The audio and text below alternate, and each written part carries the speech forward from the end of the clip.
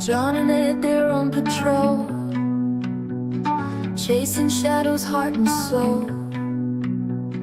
Cryptid hunter UFO, down this rabbit hole they go. In the woods and on the street, whispers follow their heartbeat. Alien eyes, giant's feet, old got shadows they all meet. Down the rabbit hole they dive, midnight secrets start to thrive. Mysteries keep them alive. In the dark, does truth survive? Haunted houses, midnight calls, endless echoes in the halls.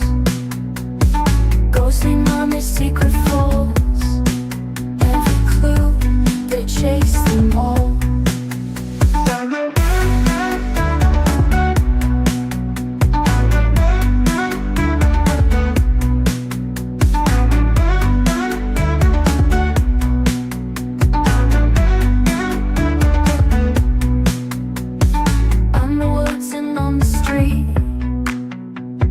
Whispers follow their heartbeat. Alien eyes, giant's feet, old got shadows they all meet. Down the rabbit hole they dive, midnight secrets start to thrive. Mysteries keep them alive. In the dark, does truth survive? Haunting walls, they've got the key. Hidden fears, they set them free. Cryptid hunter, you and me. Down this rabbit hole, let's see.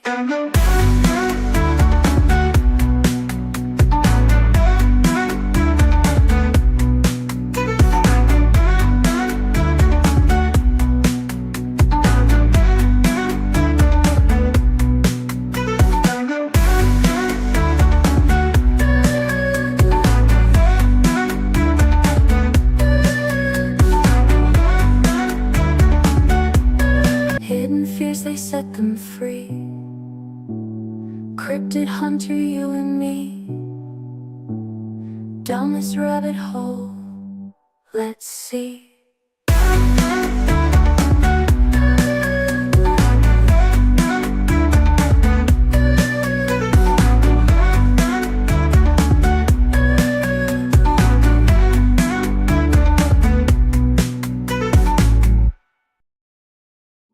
Good evening, one and all. Good evening, Ed. And we're trying a bit of an experiment tonight. So the experiment is that we are broadcasting allegedly in horizontal and vertical at the same time. So if you have any issues, let me know, people. Right. You like adding to your own production problems, don't you? I need a producer, so I'm just going to make that painfully obvious. Am I not? I really do need a producer. Right. I think it's all go. Is there sound on the vertical stream? Anyone that's on it? And also, out of interest, is my picture any better this week? Yes, it is. What have you done? You look. You look stunning. No, I doubt that, but that fireplace that I had running, I think it was too high resolution and it was chewing up bandwidth. So that was 4K, wasn't it? Yeah, it could well have been. Yeah. But no, I've still got the trusty fish tank on tonight, which is not network connected. So you look glorious, mate. Considering you were wrecked last night and sending me dodgy texts, something about toilet roll and shut up. Toilet roll and fridges. I don't know what you were saying. Anyway, so we're going to dive into the secret. What's it called? The Secret Service Bureau and other things. This is possibly going to be a new series if you guys like it. We're going to start digging into all the different 3-letter agencies, both here and abroad. Some of those 3-letter agencies obviously have more than 3 letters. Once you get out into like some of the Eastern German ones, or even towards the Middle East and places like that. So I'm sure we could have some quite good fun with it if we survive it. What do you think, Ed? I think so too. And I think it would be, I think one of the shows should be a comparison between the old East German Stasi, and Keith Starmer. Well, yeah, pretty much. Or we could just do a show about the Stasi, and people can make up their own minds how similar or different they were to Britain in 2025. we should really be calling ourselves the British Democratic Republic or something. Good grief for that. I mean, the People's Republic of Britain. Yeah. Right. So what I would like to say is good evening to the Troll Room, and in particular Dread Eye and Julie, Beats and Tapes, Shalini. Who else we got? Stuart Holt, Nectaridus. Who else? Who else are we missing? Have I missed anyone? I think so. I don't think so. I think I've got you all there. Couple I probably have some stragglers, and I would imagine that there's people listening and watching who aren't in the chat. So hello to you guys as well. Yeah, there will be. There are people that seem to be like, what would you call it? Lurking. Lurking. I think is the correct term for it. Lurking. Yeah, they're lurkers. Right. It's fine. People don't have to be active in the chat. We just like the audience. Oh, Espresso Mechanic TV's over on Vertical. That's cool. And Emma Watts is over on Vertical as well. Hello, Emma. So I've got 2 chats now. I really need a freaking producer. Anyone who wants to be a producer, just let me know, you know? Just let me know. Hit me up. Can't pay you. Oh, right. Anyway, if you ask enough times, you might end up getting some mad bastard that will say yes. Well, there's always that. So what I thought we would do, Ed, is I'm going to give a kind of brief introduction to the Secret Service Bureau and how it came about. And I've actually got, I've gone old school, people. I've got paper. By Secret Service, you mean MI5? Well, it became MI5, but it was the Secret Service Bureau when it was formed. Yeah, but if you call it Secret Service Bureau, they're not going to know what you're talking about. Well, of course they do. They read the title. Come on. They're not complete idiots, are they? Oh. Ed needs to stop taking drinks after he's just had a rant. It's gonna be his undoing. Oh. One will be my undoing. It's official. It's a fish, did you say? Yeah. It's absolute. No, it's official, not a fish. Jesus. Oh boy. I'm glad I did a kind of half all in the other night, because we would really be here for 4 hours tomorrow if I hadn't. It's just ridiculous. The amount of news that's come out is just ridiculous. Right, here we go. Even just in the last 24 hours, it's been nuts. Yeah, I know. The Secret Service, commonly known as MI5. Okay, you happy now, Ed? Happy now? Yeah, thank you. Okay. And that stands for, as you know, Military Intelligence Section 5.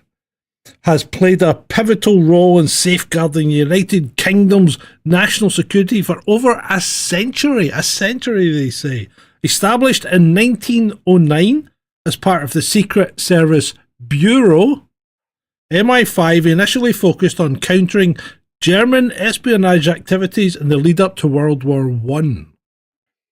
Over subsequent decades, its mandate expanded to address evolving threats, including Soviet infiltration during the Cold War, Irish Republican terrorism, and contemporary challenges posed by Islamic extremism and cyber warfare. The agency's history reflects broader geopolitical shifts, technological advancements, and the delicate balance between civil liberties and state security. This report examines MI5's institutional development, operational milestones, and adaptation to modern security paradigms through 5 key historical phases. That sounds like it came straight off the MI5 website. Well, it didn't actually, but the Secret Service Bureau in Germany and espionage. MI5 originated in the Secret Service Bureau, a joint initiative between the War Office and Admiralty, created in 1909 to address the growing concerns about German espionage. Captain Vernon Kell. Now, I tried to find out some stuff about Vernon Kell to see if he had any really good stories or anything, but he doesn't. He just seems to be a bit of a kind of really nondescript guy, and that's probably exactly what you want as a spy master, don't you? Well, they say that they say that of the best spies, that they're basically just the bloke next door, the sort of person that would just disappear into a crowd. But also Kell, I mean, it seems to have just been one guy at a desk hunting Nazis, effectively. Lou Elizondo. German spies. Because it was pre World War One we're talking about. Yeah, but I mean, Lou Elizondo, one guy at the desk hunting aliens in his head. That's what he was doing. Anyway, yeah. So Vernon Kell, a British Army officer, fluent in 5 languages, was appointed as its first director, leading a small team focused on identifying and neutralising foreign agents operating within the UK. Now, remember that MI5, Military Intelligence 5, operates within the UK. There is no James Bond tonight. If you were waiting for James Bond, you'll have to wait for Military Intelligence 6, Section 6, because they're the ones that have James Bond. Yeah, but it's also in the same way that, because in the US, the FBI does domestic and the CIA does international. And there's actually laws that say that the CIA is not allowed to conduct operations on American soil. Unless... But it still does. No, unless they are working with an accredited local, I think it's like an accredited state enforcement agency. Right. Yeah, that's not open to abuse. I mean, that's part of the thing about Kell. They arrested an awful lot of people pre-World War One, and it actually came to light afterwards that the number of actual German spies in Britain at that time was a lot less than the number of people that got arrested. So there have always been stories that they were a bit heavy-handed, overzealous. Overzealous. Yeah. Mm-hmm. Yeah. Well, I mean, are you better to be safe than sorry in a wartime situation? I don't know. Well, I mean, because it was 1909, so we're not exactly talking wartime itself. But yeah, if there's a lead up to a war, yes. But I mean, they still have to do some due diligence, and not it's like interning all the Japanese people in America during the Second World War. Well, we did that too. No, absolutely, and I mean that's how governments act in time of war. Yeah. But still, it is something that then needs to be investigated, because then afterwards, at least the people wrongly arrested should get sorry, if nothing else. Sorry, how bad. Right. So Vernon Kell started with a staff of 6 Ed. He wasn't just himself. He had 6, and it grew to 844 by 1918. That's not bad. Their World War I tactics, as you said, were they were mainly postal interception. So they were monitoring methods of German enemy aliens, and they interred 32,000 people. That's quite a lot, like you said. Mm.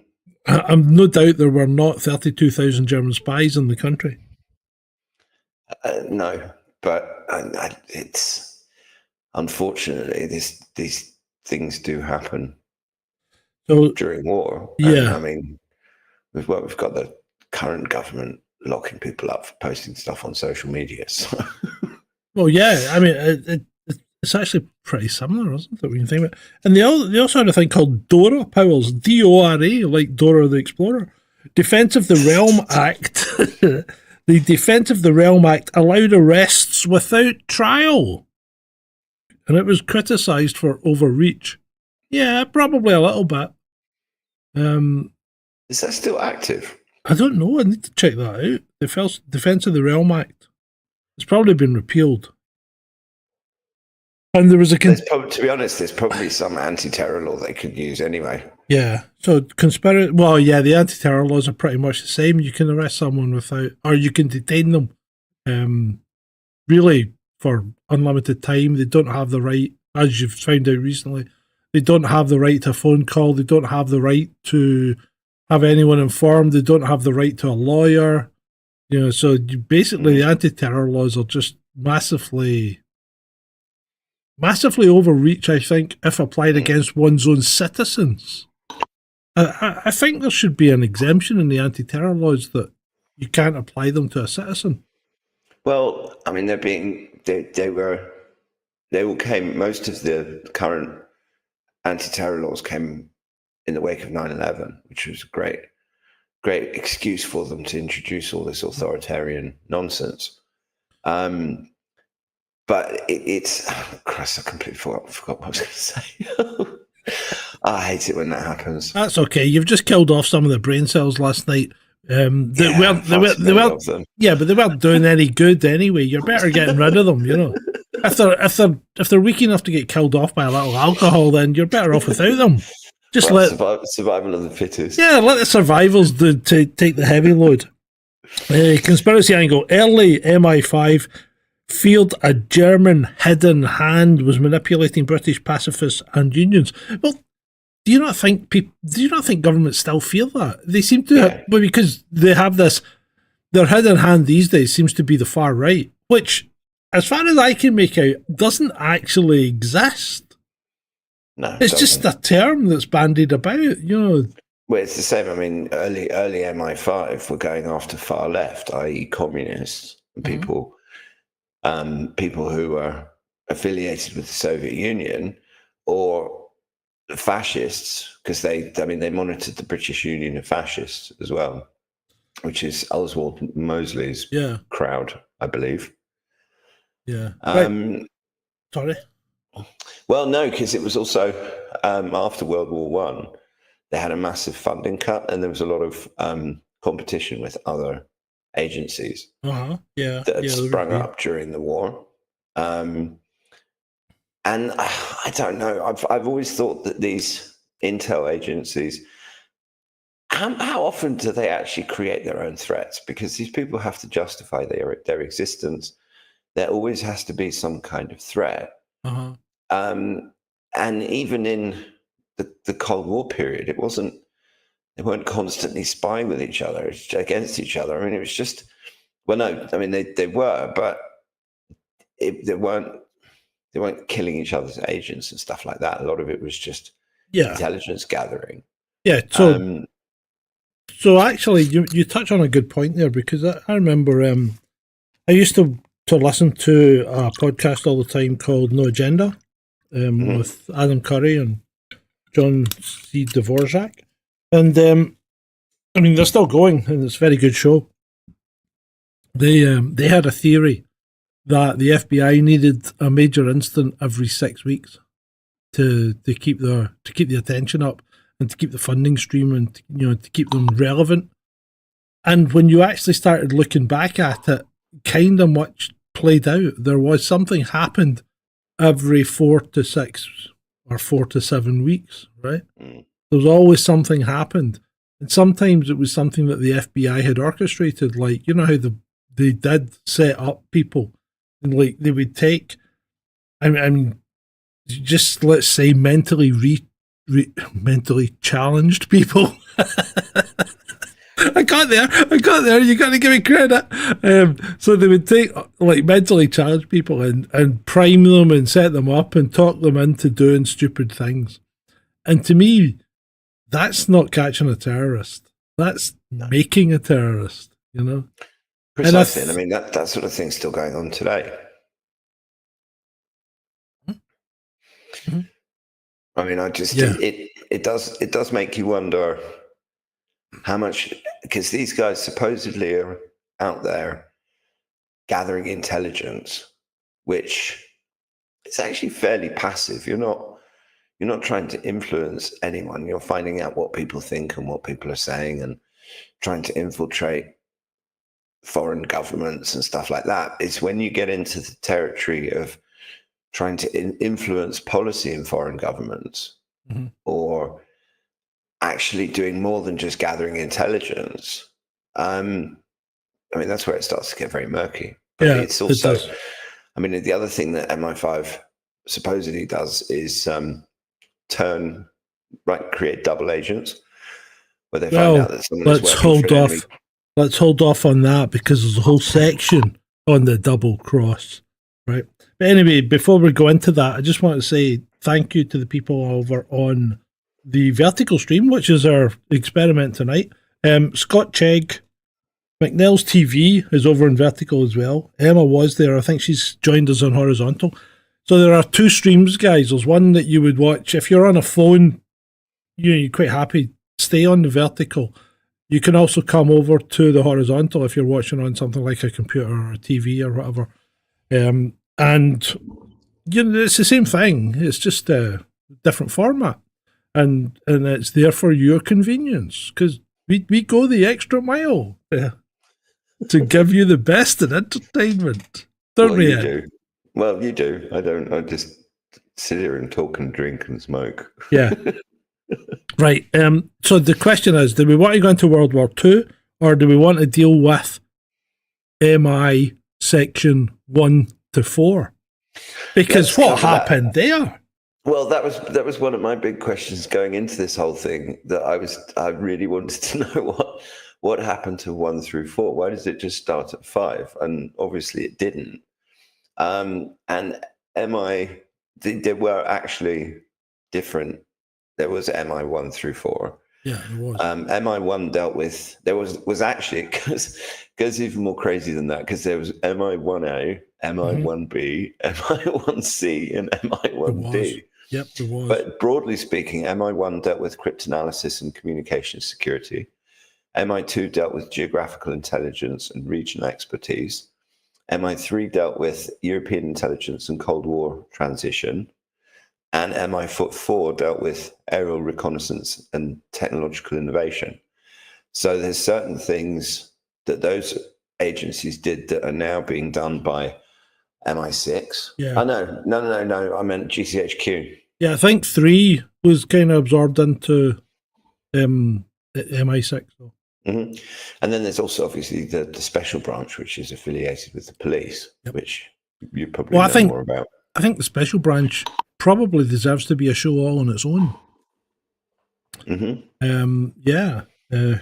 I don't know much about it apart from the fact that they do counter-terror stuff. Yeah. They do quite a lot of stuff. And actually, one of the guys I didn't join with him, but I worked with him when he was in Irvine. He was in the CID, and he graduated into the special branch. He was called Metal Mickey because he'd had a car crash and broken both his legs, and they had to put metal plates in to hold them together. So that was his nickname, Metal Mickey. Set off airline security scanners for the rest of his life. Yeah, probably. Right. Well, I don't know how long he lived, because he was a bit of a pisshead. But the best one was we had an older CID guy, and there was an incident at the Chinese takeaway in Dreghorn one night, and one of the Chinese chaps behind the counter had taken offence to some of the local Neds, and he had emerged from the kitchen wielding his massive chopper, right? So we get sent to this, and there was blood everywhere. Bloody hell. Talk about it. And the thing is, they were still trying to serve Chinese meals. There's blood everywhere, and we're like, no, cut, just shut this place down. They're like, and I'm like, no. So anyway, the CID arrives, and he takes one look at this, and he sits down on the wall outside, and he's like this. And he takes out this slip of paper, right? And unrolls it and folds it into a V, and then just takes it back and goes, oh. It was an Ascot. Do you remember Ascot powders? No. It was kind of like powdered aspirin, basically. You used to mix it in water and then take it down. If you're a headache, he was chugging these things straight without any water. At least he wasn't snorting them. There is that. So anyway, when you see a colleague ingesting white powder, it's yeah, I know. There are probably questions that need answering. It was the 80s. Anything could have been going on, mate. I'm telling you, anything. You ever seen that? You ever watched Ashes to Ashes?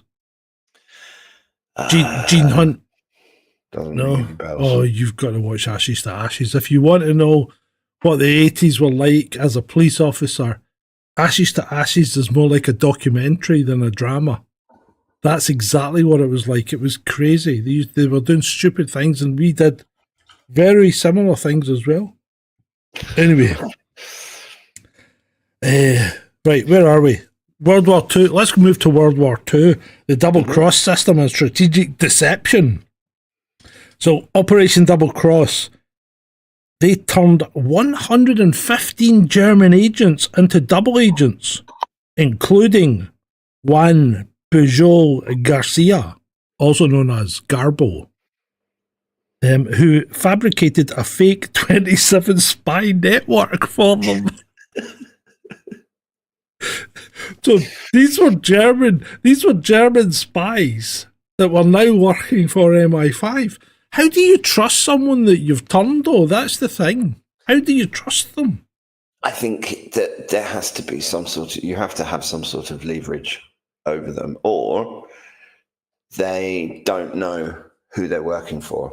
If you can insert yourself as a cutout, and those 27 spies think that they're actually working for Germany, but actually, because their information is going to someone who's working for MI5, these guys double agents without realizing it. No, these guys knew they were double agents. I mean, it was absolutely incredible. I don't know how they did it. It's fantastic, though, isn't it? I think it takes a lot of skill. Yeah. To be able to do something like that, certainly with double agents, because they have to essentially be able to convince two different sets of people, very suspicious people, that they are in fact loyal to each particular cause. Now, here's a great question from McNell's TV. How are they not intelligent enough to work out what's happening with Turkish barbershops? They will be. They know exactly what's going on with Turkish barbershops. But if you leave them running, right, you know exactly where everything's going through. You know who's doing what. You get to get a feel for it. You know who's picking up stuff, who's not, and then you can tab them on and just expose the wider network. So you just leave them running. You know, you let them take over. You can plant people, and you can plant surveillance and cameras and all kinds of stuff. So and also with quite a lot of these intelligence operations, if you start automatically arresting people, then you can actually reveal the sources of your intelligence, and people will know they're being watched, and then their behavior is going to change. Yeah. So if it's a low grade operation like that, they'll let it take over. You know, they won't bother interrupting it. And you see, this is where you see a lot of TV programs based in the States normally, where some local cop arrests somebody that the DEA has been targeting for like 5 years and just about to bust them, and then the local police walk in and ruin everything. And that kind of does happen, you know. And the thing is, the police is like that as well, because you don't know half of you don't know what the other half's doing. I mean, we were driving around Glasgow one night, and this car in front of us came busting through a red light, and we took off after it, and we chased it round about 3 streets, and we came to a fairly congested part, and the car stops, and all 4 doors bust open, and the 4 guys in the car run forward to another car that's nearer the front of the queue and pull all the doors open and that and start pulling the people out. And we're like, what the fuck? So anyway, I runs up to this melee that's going on, and one of the guys turns around and goes, "Oh, fantastic, can I borrow your handcuffs?" So that was an undercover drugs bust, right? By our oh god, I can't even remember what we called them. It was, basically our drug squad was doing an undercover drugs bust. Didn't have a fucking clue. Stopped the car one night, and stopped the car one night going the wrong way down a one-way street. And I'm like, what the fuck is going on here? So it pulls it over, and it was Metal Mickey that was driving it. I'm like, where the fuck are you going, Mickey? And he goes, I can't tell you. I'm like, right, okay, never mind. Just no. Going the wrong way up a one-way street is a surefire way of getting yourself stopped. Well, yeah. But having said that, there always seemed to be a lot more police about in those days, didn't there, than there is now. I mean, you drive about nowadays, and you're lucky if you see a police car once a week. But maybe that's just me, I see them quite frequently down here, but that's also Brighton. Yeah. So, what's his name? Johnny John was on there saying there's something going on with the chat. There's 2 streams, John. There's a vertical and a horizontal. You appear to be in a horizontal chat. If you hear me talking about chat that you can't see, it's probably people that are on the vertical. Okay. For some reason, it would be good if YouTube could merge the chat streams when you do this, but leave the audio and video alone. But that's probably something that they're not interested in. The other thing is make sure you've got live chat on and not top chat, because if you've got top chat, you can miss chat as well. Ray is Scott Chegg, is he? Oh, right. That makes sense. Busted. There we go. Right. Operation Double Close. So we've covered that, haven't we? Operation Fortitude. Yeah. Because there were some, particularly during World War II and before the D-Day landings, there were some absolutely amazing bits of subterfuge and manipulation of intelligence and feeding the Germans the wrong information. And they actually, Operation Fortitude convinced Hitler that the D-Day landings were actually a diversion. Yeah.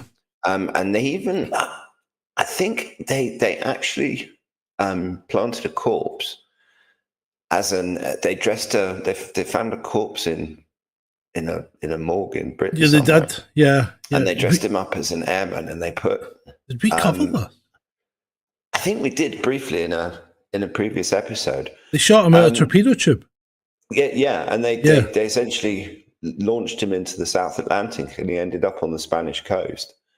And the intelligence that he was carrying was taken to the Germans, who absolutely believed it. And it was a massive coup. I mean, if the intelligence operation hadn't have been as successful as it was, the D-Day landings would have gone a lot worse than they did. And I mean, they were bloody difficult enough as it is. But if the Germans had warning that was actually going to be where the Allies were going to be landing. Could you excuse me a second? Keep going. Yeah, of course. There would have been a lot more German troops on those D-Day beaches. And the D-Day landings probably wouldn't have been as successful as they were. I mean, there's also MI5 developed some very interesting techniques for breaking prisoners, not torture, but using psychological methods, which is, again, really fascinating. But one does wonder, okay, wartime, you're doing it against the Germans, but what's to stop them using these sorts of tactics against the British population, for example, which is not something that they're supposed to do. But I often wonder that about these intelligence services, because obviously these are rabbit hole shows, and we know that all sorts of nefarious people get up to all sorts of nefarious things. And it's hard to believe that at least certain factions within these organizations are not necessarily working in the best interests of the rest of us. Let's see what's happening. Oh, well, John's gone. Shalini, I saw that thing about the V mask. Yeah, that was a friend, present from a friend at Stand in the Pub group that I go to in Brighton, which I don't know why I put it up on the bat'leth, but it was just an idea, and it just seems to work really well, so it's staying there. Take it, that was Operation Mincemeat. Is that the same operation? Don't know, I'd have to research it, because the one that we've got is, but I mean, they have so many of these operations, there could well be different operations doing similar things that have different names. Right, so he's back. Sorry. Had something going wrong with the diesel heater. Right. Sorry. That's not good. It was cycling up and down, so I've pulled the power on it.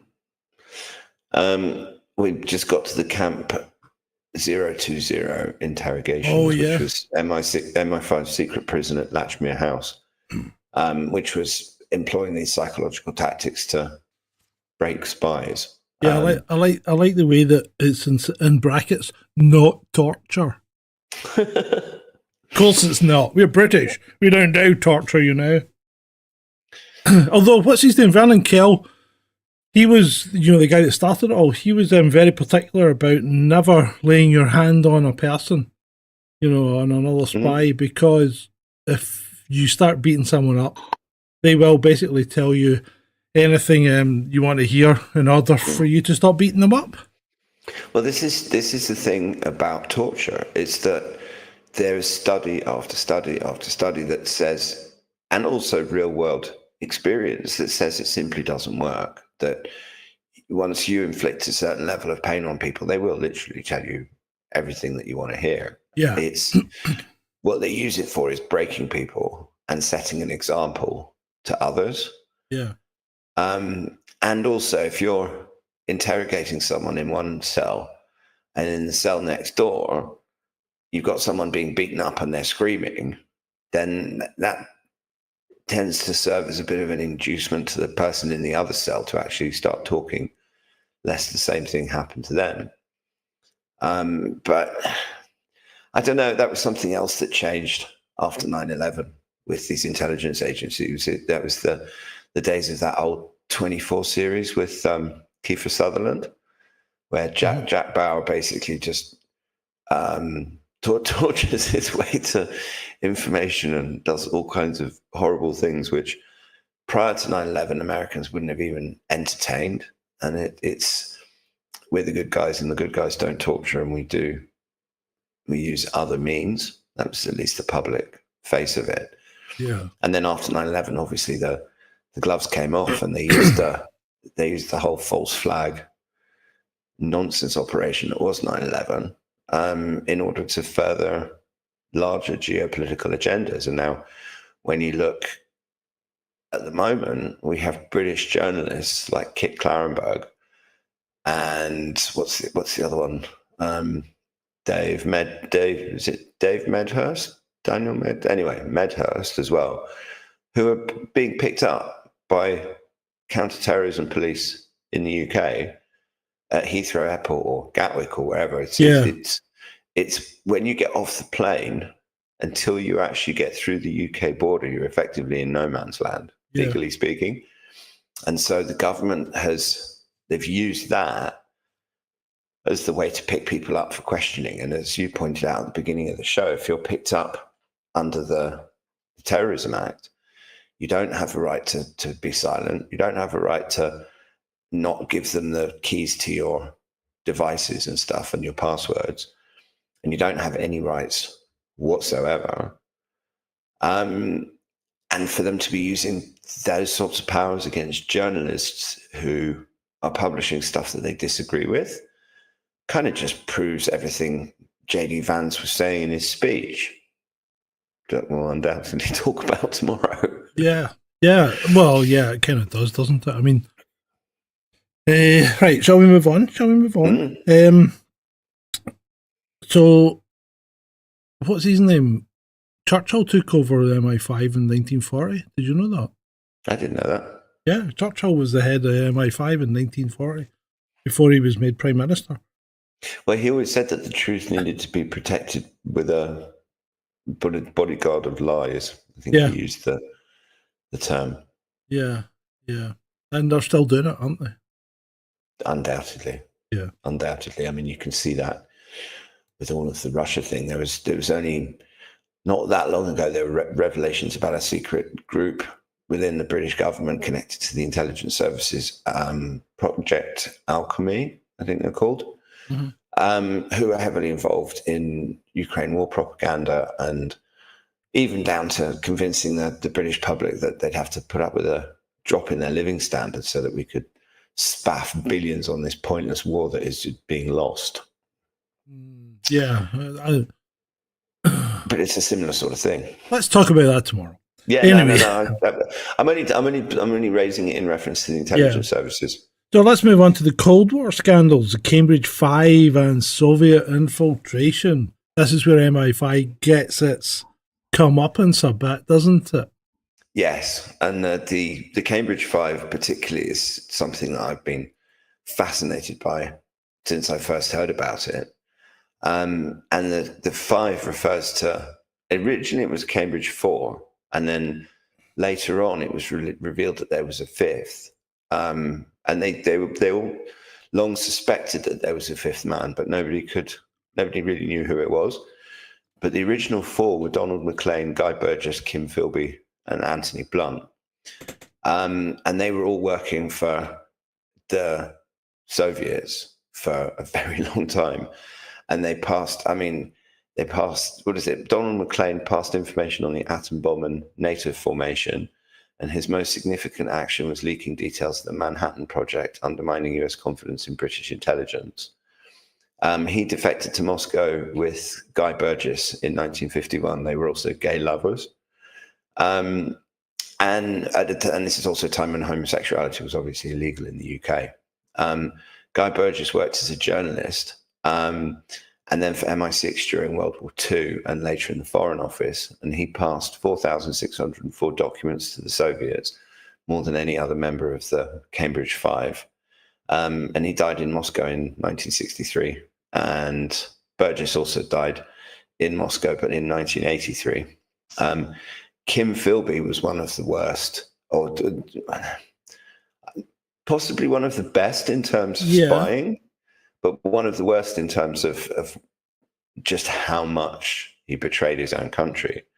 But he was actually an art historian who's a surveyor of the Queen's Pictures and also director of the Courtauld Institute. Recruited in 1934, he worked for MI5 during World War II, passing British intelligence to the Soviets and warning fellow agents of counterintelligence operations. He confessed in 1964 under immunity and was exposed publicly in 1979, and then died in 1983. And then the 5th man was John Cairncross, who was born in 1913, but he was only identified as the 5th man in the 1990s.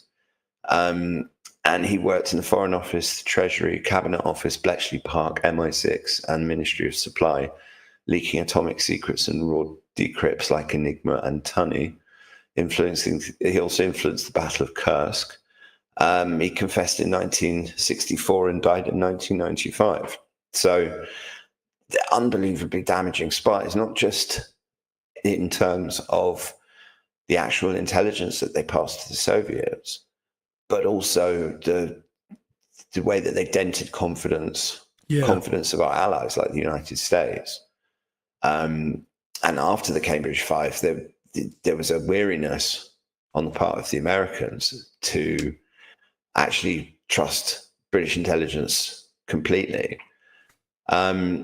but it was also didn't all come out in one go. The exposure of the Cambridge Five was a very gradual process, which started with the defection of McLean and Burgess in 1951. And the FBI's Venona project identified McLean as a homo, and Philby station in Washington warned them, leading to their escape to Moscow. So it was Philby that got them out. Well, he didn't get them out, but he gave them enough of a head start that they were able to leave. Philby also came under suspicion and defected in 1963 after being confronted with evidence, which was confirmed by KGB defector Anatoly Golitsyn. Blunt was exposed in 1979 following the publication of The Climate of Treason by Andrew Boyle, and Cairncross's role was confirmed in 1990 by Oleg Gordievsky. And then MI5 and MI6 engaged in efforts to cover up the scandal with over 400 top secret documents revealing attempts to prevent public disclosure, which essentially highlights just how embarrassing it was. There was also a famous book, what was it called? Spycatcher. Yeah. Peter something or other. What was his name?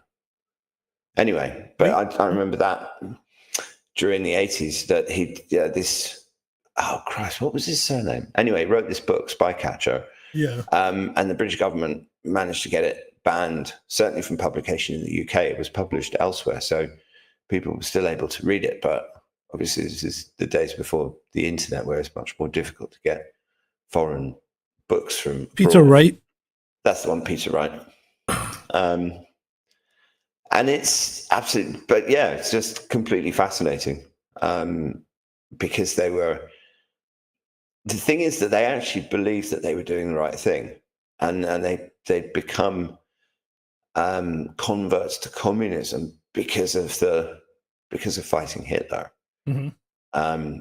And the role that the Soviets played in that, and also ideological. I think they're fundamentally left-leaning socialist. Yeah, they were. Yeah. Type people. So there was definitely an ideological thing. They weren't. I don't get the impression that any of them was actually doing it for money. It was all done out of ideology, which it makes you understand just how powerful ideology is as a motivator in these sorts of situations. That people, it's one thing to pay someone to believe in you, but if that person actually really does believe in you, then you've got a far more powerful asset. Yeah. So moving on to the 70s, MI5 shifted its resources to counter Irish Republican IRA terrorism. Now, I think I can reveal this because I think probably a well-known fact by now, but the IRA never referred to themselves as the IRA. They always referred to themselves as the Provisional Irish Republican Army, right? And whenever there was a bomb threat called in and someone says there's a bomb and they were identifying themselves as the IRA, you knew you got a starter for 10 whether it was a real one or not, because the real ones would always say that they were PIRA and not IRA, not the IRA. And the what was I going to say? The papers, even to this day, I think, still refer to them as the IRA and not very often PIRA, which was in common usage in the police and security services around the time. So the agency developed advanced surveillance techniques, including telephone tapping and informant networks, which disrupted over 85% of planned IRA attacks in mainland Britain by the 90s. Collaboration with the Royal Ulster Constabulary's Special Branch proved instrumental in dismantling IRA cells, although critics accused MI5 of colluding in human rights abuses on Northern Ireland. Now, the other thing that the MI5 have been asked about when it came to the Troubles was they conducted quite a few. They had quite a few moles, and they conducted quite a few kind of back channel things. And some say that their back channel talks with the IRA via fish and chip shop owner Brendan Duddy led to the start of the 1998 Good Friday Agreement. But MI5 was accused of aiding loyalist death squads. That's the Pat Finucane case, and that was, there was a confirmed 20 collusion-linked murders that basically MI5 knew about, but never took any action on. Now, so the question is, and it leads back to what we were talking about earlier with the FBI, was MI5 prolonging the troubles in order to maintain its budget stream? Nothing would surprise me in this world, honestly. And I mean, some of the dodgy things that happen in Ireland, particularly, were absolutely bloody awful and wrong. And you remember those two army guys that get caught in the car when they were observing the funeral? I mean, one, what the hell were they doing there anyway? But they were just torn apart. That was horrible. Yeah, and I mean, it's a very different sort of Ireland. One thinks, because I don't know if you see what's happening there now based on what people have said. I mean, it's a very similar thing happening in the rest of Europe. Yeah. And yeah, the Irish fought for 700 years to gain their freedom from the British, only to just give it up to the bloody communists in the EU. Yeah. and they have. They seem to be lying down and letting it roll over them. I don't understand it. I really don't, but Me neither. But anyway, going back to the MI5 and the IRA and stuff. Where are we? There was that, because there was another guy, Raymond McCord Jr.'s murder in 1997. And then there was an informant who was also involved, and allegations of MI5 turning a blind eye to crimes by their informants. That's unfortunately something that's kind of followed them around over the years. Wasn't Alfredo Scapetici? Steak knife, he was called. Yeah. I can understand that. It'd be a lot easier than trying to say Scapetici in an Irish accent. Yeah. Absolutely. But it's just, I mean, it kind of highlights the fact that this organization is not, it's not squeaky clean by any stretch of the imagination. Oh no, of course not. Put it that way. And we don't even have to delve into allegations and conspiracy theories and all this stuff. There's plenty of actual evidence and stories that have come to light over the years. And it just makes you wonder what nefarious stuff is happening right now. Yeah. I can take a guess. Oh, I'm sure you could. So, should we move on to go on post-Cold War? Yeah.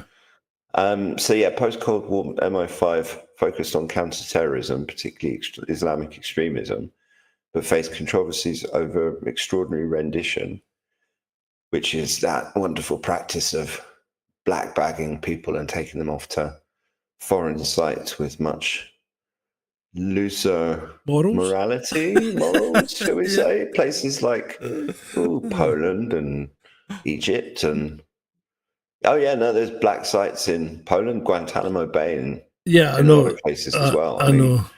Poland's kind. I don't understand Poland these days. It kind of presents itself as some kind of, the best of the former East, if you know what I mean. And I really don't think it was. And I don't think it is now.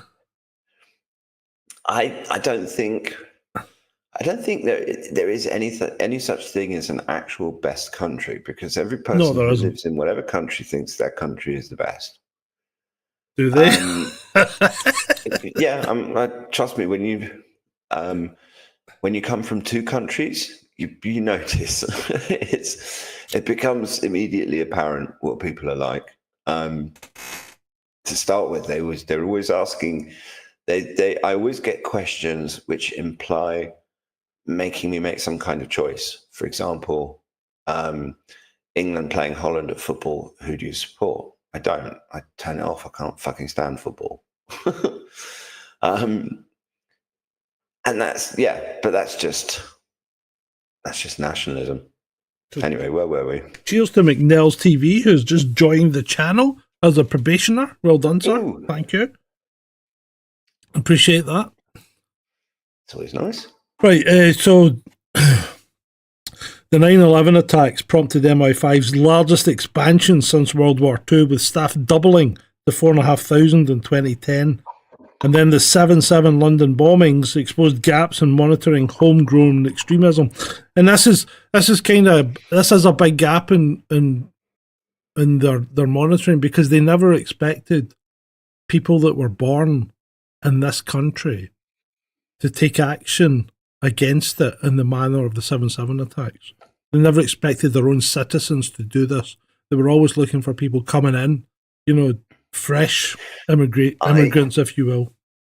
I would suggest that people go back and watch our show about the London bombings, because we did a whole rabbit hole podcast about that one. Yeah. And that led to the creation of regional offices in Birmingham, Manchester, and Glasgow. Glasgow, because of our large Pakistani population. I can even tell you where the MI5 offices are in Glasgow, because I've been in them. That's to say you're not working for them.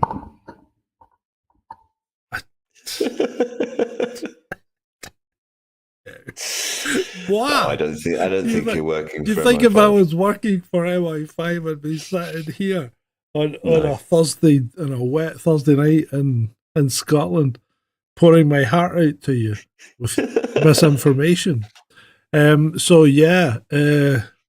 Pacific Quay in Glasgow, that's where the MI5 office is. Right, so they'll be knocking on your door tomorrow. No, I mean it's generally known. I mean they share it with the Scottish Police Authority as well. Because they used to use it before. They used to use police premises as temporary offices whenever they were doing ops in Glasgow or Edinburgh or whatever. So they would always share police premises when they were doing these things. Mm-hmm. Yeah. So anyway, right. Where was I?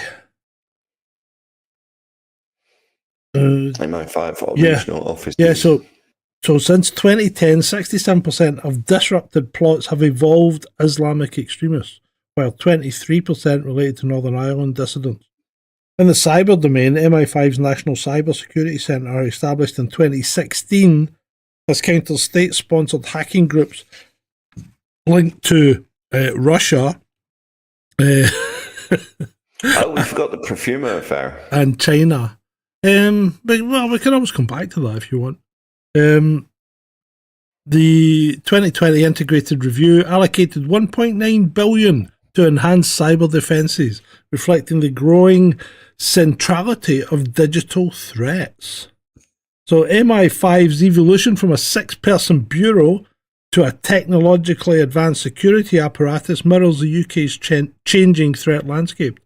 While controversies over mass surveillance and agent recruitment persist, the agency's ability to adapt from countering Edwardian-era spies to AI-driven disinformation campaigns remains critical. Future challenges will require balancing proactive intelligence gathering with democratic accountability, ensuring MI5's relevance is an increasingly complex global security environment. And by democratic accountability, they mean the accountability to Keir Starmer. Cellini doesn't know about the Profumo affair. How can you not know about the Profumo affair? Mind you, I suppose it was quite old. It was quite old. Yeah, I mean, it was 1960s, so yeah. It's only people who take an interest in these sorts of things that would necessarily know about it in this day and age. But it was a major political scandal in the 1960s involving John Profumo, who was at the time war minister, because we actually had a war minister in the 1960s, and Christine Keeler, who was a model linked to a Soviet spy. And it led to Profumo's resignation, weakened the Conservative government, and contributed to their 1964 election loss. And a surprising aspect is that MI5 suspected it might have been a Russian plot to embarrass the UK, although no security breaches were confirmed.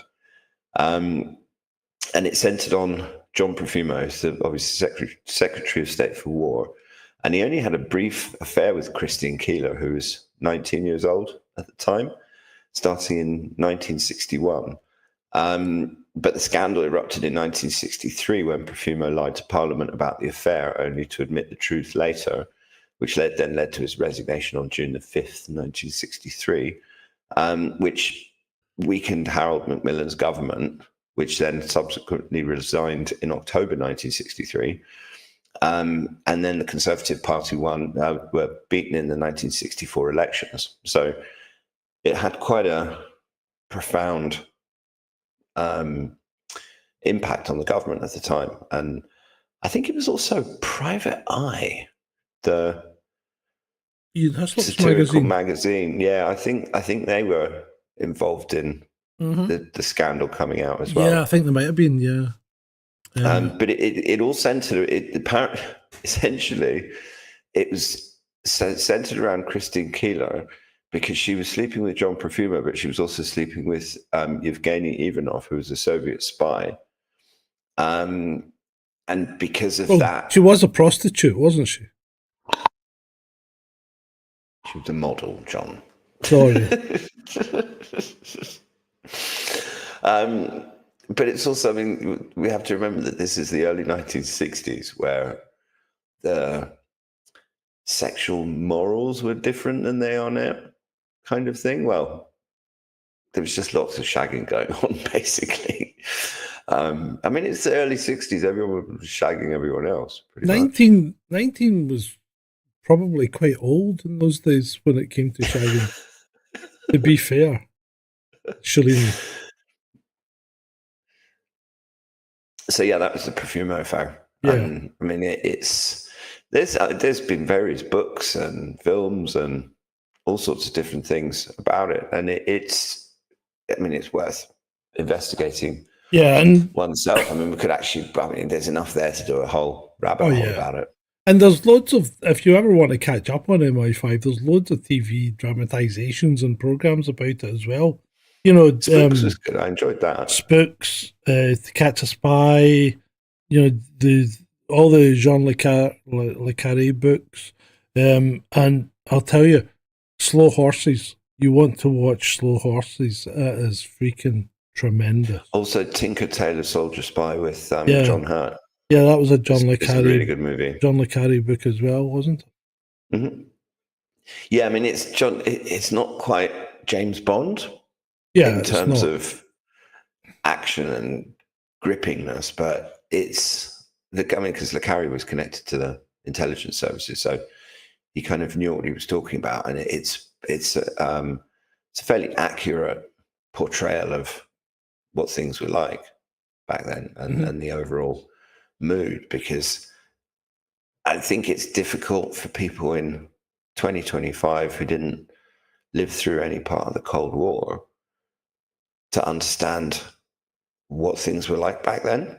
I mean, 1963, we're talking around the period of the Cuban Missile Crisis and a world that's possibly a little bit less unstable than our current world, because the current world seems like a bloody tinderbox most of the time. I don't know. I mean, recently, my own gut feeling tells me we have stepped away from potential nuclear war. I think the Trump I bloody hope so. Trump coming to power seems to really have defused that, because at one point there, you know, round about October, November, you just didn't have a clue what Biden was going to do, or more importantly, what the MIC, the military industrial complex behind him, were going to do, because he had no control over them.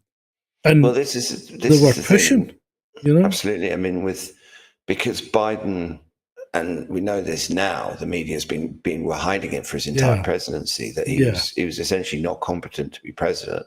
Yeah, well we kind of knew that, didn't we? Yeah, which meant that all of these bureaucratic fiefdom and agencies and all of these shadowy people, National Endowment for Democracy, pretty much all of the people that Donald Trump is now going after and sacking large numbers of. Yeah. which I think is personally, I think it's a good thing.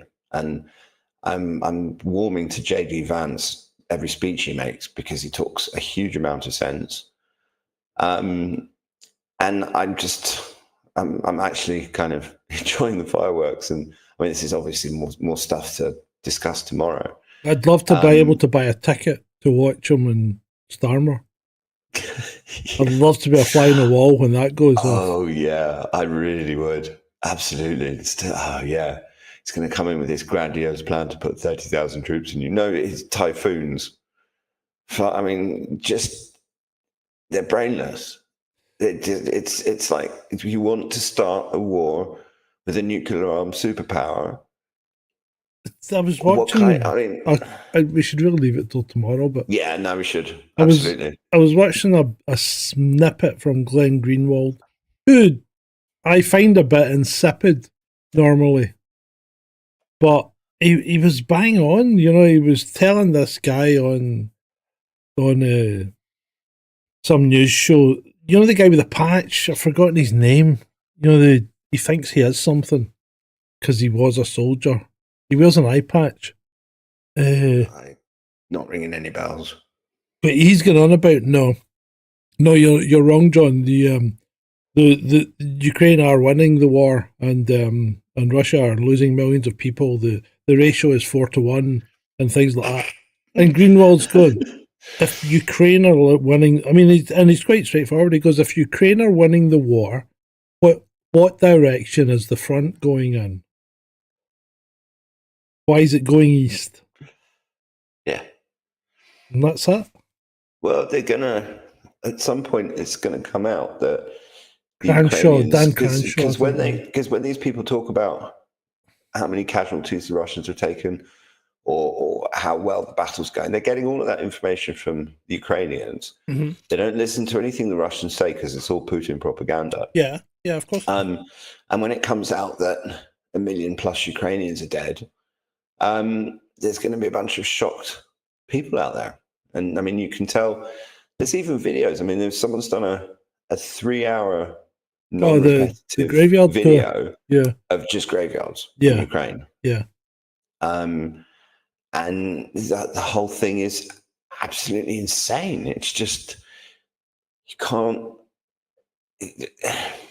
can't fight a war of attrition against Russia. It cannot be done. Hitler tried it, failed. Napoleon tried it, failed. And they were both infinitely better generals than any of the idiots in NATO.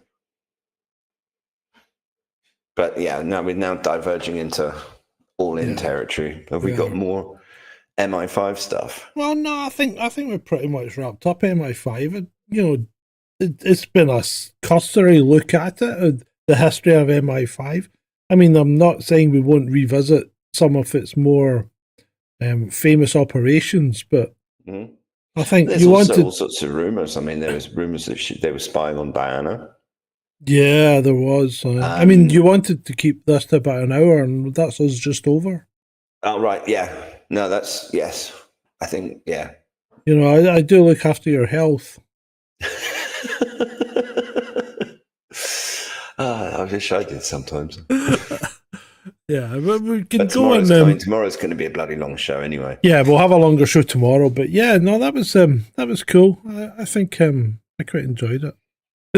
Beats and States says John doesn't want to talk MI5 now because we exposed them.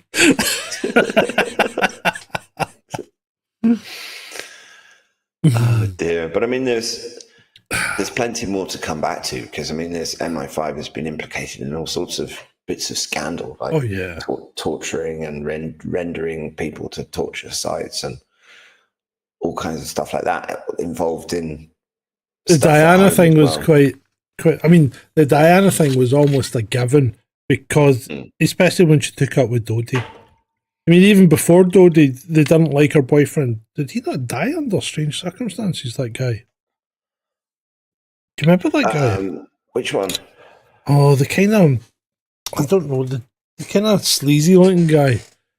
Oh, good God, what was his name? It wasn't the ginger one. No, he was. No, that was Hewitt. That was Harry's dad. Oh dear. I'd just like to point out that was John that said that, not me. Sorry, it was my MI5 persona coming out. Cannot tell a lie. Yeah, Espresso Mechanics mentioned the Cambridge 6 as well. You could literally do a 3-hour show just on MI5 and all of the associated rumors and allegations and stuff concerning the London bombings and what they knew and what they didn't know and who. The London bombings, supposedly they had the people that were accused of it under surveillance, the bombers, theoretically. So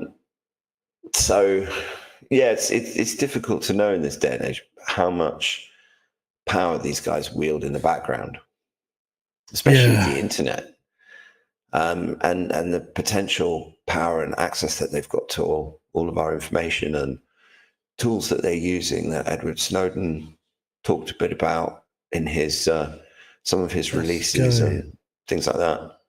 Who was this guy? Barry Manaki. That name rings a bell. He might not be dead, right? Manaki worked as a police officer with the Royal Protection Squad before being assigned to Diana as a bodyguard in 1985. Yeah. Rumours of an affair circulated between the two of them that ultimately led to his dismissal from the role a year later. In 1987, he was killed in a motorcycle accident that led to conspiracy theories that his death had been planned. Yeah, Manaki, that was him. Yeah, so we could go on and on. There's all sorts of stories like that have come out over the years of nefarious activity. And HIGHJUMP got it. There you go. Sorry. And it must still be going on, if not worse, because of the whole Russia-Ukraine thing. There's probably more of it now. Beats and tapes. I'm not up to date on what's happening with Madeleine McCann because I think it's been done to death, to be fair. We know what happened. We know who did it. We know that she's not alive anymore. The person that's purporting to be her is a nutter. I think we pretty much know it all, really. And you can bang on about these things, but they're never ever going to come out in the public light.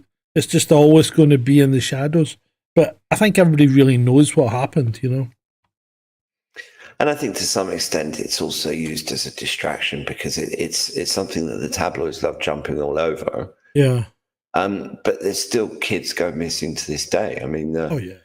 The sort of child sex trafficking and things like that. That's even bigger problem now than they were before. But the media will hark back to the Madeleine McCann story constantly. And then, they never focus against any of the allegations, for example, against Ukraine about child trafficking, because supposedly that place is one of the hubs of it. Top 3 in the world, Mm-hmm. Crazy. This is the thing. This is the thing I don't get, because up until 2022, it was a cesspit. The EU were writing reports saying you've got to do more, you've got to try harder, you're not getting into the EU unless you clean up your act. The United Nations were doing the same thing, saying you've got an appalling record on children's rights. You've got children in slavery, working before the age of 13. And the US were creating reports as well saying you are a shithole. Get better, do better. And they just weren't getting any better. Even under Zelensky, they weren't getting any better. And Zelensky, see, this is the thing that pisses me off. Zelensky was elected by the people of Ukraine on a ticket to bring peace. To bring peace, because...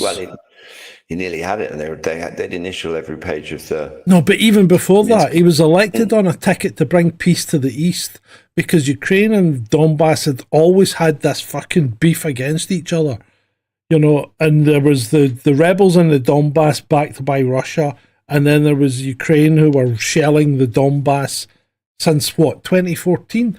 And the people wanted that to stop. And Zelensky was elected on a ticket saying he was going to stop it. And instead, he fucking tries to start World War III. This is what gets me.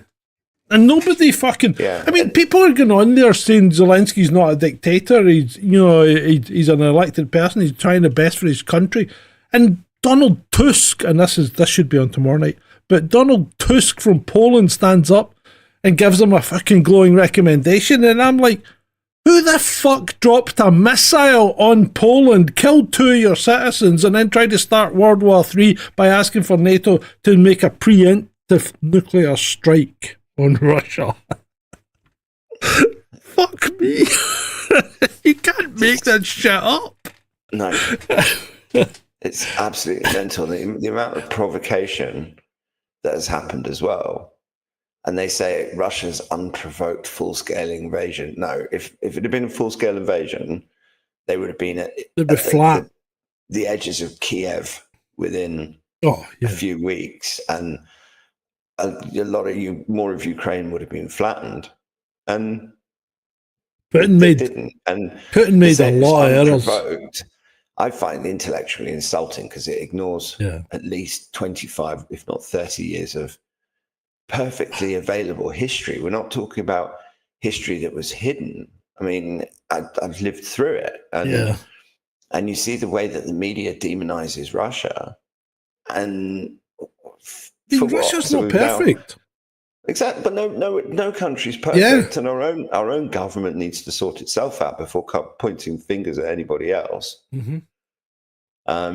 And I don't know. I mean, J.D. Vance said it really well in his speech at the Munich Security Conference, which I thought was he certainly set the cat amongst the pigeons. Yeah, he did. And I mean, the thing about this, just to circle back to the topic of the show, is that MI5 is involved up to its eyeballs in all of that stuff. Oh, yeah. So there's a question for you people, something to take away and think about. Is MI5 still relevant to Britain at this stage? Do we still need something like MI5, or should it be handled by, local police forces, special branch, and National Crime Agency? Should they be covering this kind of stuff? Why do we need a secret service organisation to do this, or do we? It's a good. I think that's a reasonable question. I think it's a very reasonable question. Yeah, and also, who watches the watchers, on the basis that because we live in a dangerous world full of crazy people, that we need some sort of intelligence gathering capability, and we need some mechanism to identify and deal with legitimate threats to the country. Mm-hmm. And so those sorts of people have to have a degree of power that us mere mortals don't. But there has to be some sort of accountability. And I mean, there's been consistent rumors of MI5 knowing about pedophiles and using that information to control said pedophiles, people like Cyril Smith. That's like that's like a bonus, isn't it? I mean, really, if you're MI5 and you find this stuff out, what are you going to do? Are you going to just burst the guy, or are you going to leverage him to your own ends? And this is where the line between good and bad and evil and is really blurred, because what are you trying to achieve here? It's just, it's nasty. Do they work in? Exactly, I mean, it's nasty. Yeah, because say that they work in the interests of the crown. Sometimes the interests of the crown and the people are completely at odds. I think I need to start wearing mascara and make my eyes look darker. Just like J.D. Vance. He might start a trend here. You think we should start... Should get your mascara on tomorrow night. I've got fantastic eyelashes. It would make my eyes really pop if I started wearing mascara. No, fuck off. Just fuck off, honestly. Fuck off and keep fucking off until you can't fuck off anymore, and then fuck off a bit more. No, I'm not wearing makeup or mascara for you or anybody else. No. Is it mascara or eyeliner? I don't know. I don't know what it is he wears. But anyway, yeah, I don't know what it is, but I'm not wearing whatever it is. you wear. No, but unless, I mean, if you're going on like proper TV, you need a bit of stage makeup just because otherwise you're going to look like an idiot. Yeah, but this is proper TV these days, mate. This is as good as it gets. You know, if you think about it, you're probably getting more truth in an hour here, right? From two old farts talking shit to each other, right? Than you would get in three or 4 days worth of BBC. Mm. Yeah? Yeah, and certainly that certainly counts for All In. Yeah, oh, definitely, yeah. And I mean, it's fun because they give us plenty of material to cover. And I think this idea of the 3-letter agency series, it is good because they'll tie back. Yeah, no, that was your idea. I'm not taking credit for it. Because they're involved in so many of the rabbit holes. Mm-hmm. This is the thing. I mean, we've covered so many different rabbit holes over the time that we've been doing it. And there's a 3-letter agency involved in almost all of them. Yeah. And there's another question then for people. Sorry, Ed, but there's another question for people out there. What's your next favourite 3-letter agency we should dive into? You come at us. Drop it in the comments. Give us your favourite 3-letter agency for us to do next. Because it doesn't need to be Section 6. It can be something else. Yeah, no, I mean, it might be nice to travel abroad. We could also go back into the past. I mean, covering the KGB or the Stasi or one of the kind of Eastern European ones could be interesting as well. Oh, those names coming out already. CIA, SGT, SGT. SGT. Is that the French one? I don't think that's the French one. There's going to be 3-letter agencies come up that we don't know anything about. Well, there's FBI. Well, yeah, of course there is. We should maybe do a show on the FBI before Kash Patel nukes it. And he has confirmed, so there's something else to talk about tomorrow. SGT normally stands for Sergeant, by the way, doesn't it? So I don't know what fucking beats and was it beats and tapes? Hatchies you're on about. What was the... Do the Canadians have an intelligence service? Yeah, hey, maybe about that. Yeah, I'm sure they do. And I mean, there's some pretty evil ones out there as well. NVKD and all that. Yeah. NKVD. Sorry. Well, because most countries have an internal one and an external one. Yeah. And then some of them, because the Soviet Union, they had the NKVD, they had the KGB. Who's good at GRU? And then originally they had the Cheka, and I think the Cheka was what became the KGB, and that was the organization set up by Felix Dzerzhinsky. The GRU controls the military intelligence service and maintains its own special forces unit, main directorate of the General Staff of the Armed Forces of the Russian Federation. That's their current intelligence service. Well, no, because the GRU is the military. They've got the FSB, which is the... I think the FSB is the equivalent of the CIA. Yeah. Possibly. Did the KGB not become the GRU? No, I think they were two separate organizations. Really? I think the KGB became the FSB, but the GRU is always military intelligence. This is stuff we'll find out. Mm-hmm. Well, maybe it'd be fun to do the KGB. Well, let's see what the people say first, if they'll actually talk to us. If they talk to us and tell us. Men in Black. What did MIB? Yeah. I mean, it would be fun to do a show. We should actually do a show on the Men in Black. The Fluffy comment says GS4. Do you mean GP? Do you mean Group 4? No, I'm only kidding. No, that's G4S. Yeah, I know. GSG, I think, is the French one. Well, we've had more votes for the CIA than any other. So the KGB was replaced by the FSB and the SRV, the SVR. Right. Oh, so one of them would be internal, one of them would be external. FSB's internal. Right. The SVR is a foreign intelligence service. Interesting. So we're going to be drowning in TLAs and like ETLAs. There's another vote for the CIA. Why don't we cover the CIA next week? Almost. Yeah. Because there's a whole mountain. I'll make sure I'm well rested so we can do a bit of a longer show. Because there's so much to cover with the CIA. Well, CIA have had their finger in a few pies, haven't they?